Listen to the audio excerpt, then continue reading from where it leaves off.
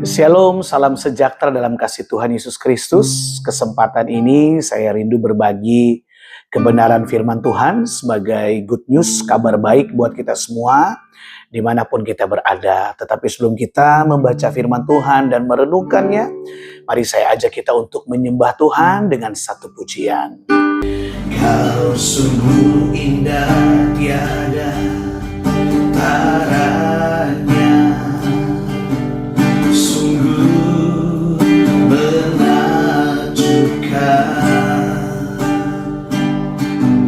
Sungguh ajaib untuk dimengerti,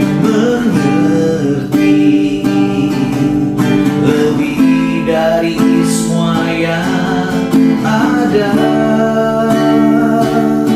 Hikmat-Mu tiada terselami,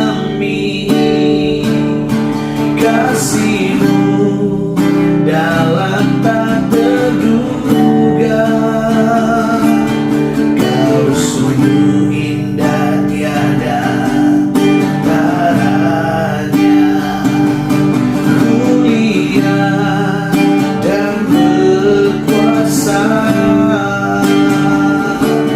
Ku kagum hormat akan Engkau, ku kagum hormat akan Engkau. Kau Allah yang layak dipuji, ku kagum akan Engkau. Terima kasih Tuhan, kami bersyukur buat kesempatan saat ini. Kami mengagumi akan kebesaran-Mu, hikmat-Mu tak terselami dalam kehidupan kami. Oleh karena hikmat-Mu, kami boleh berjalan di tengah dunia yang penuh dengan tantangan dan ujian ini.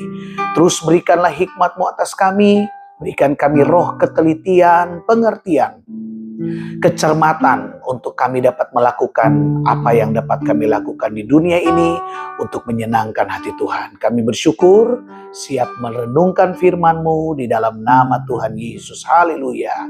Amin. Puji Tuhan.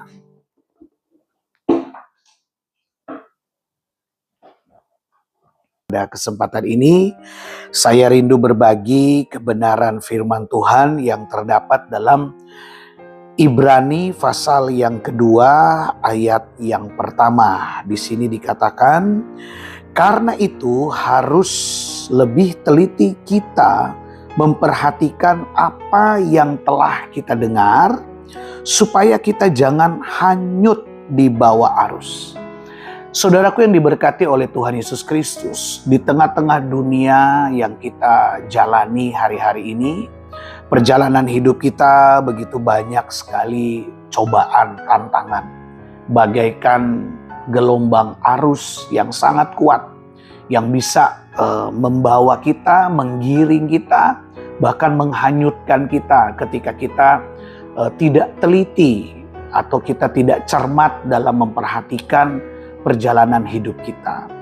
Di dalam kitab lain berkata, ajar kami menghitung hari-hari kami supaya kami memperoleh hati yang bijaksana.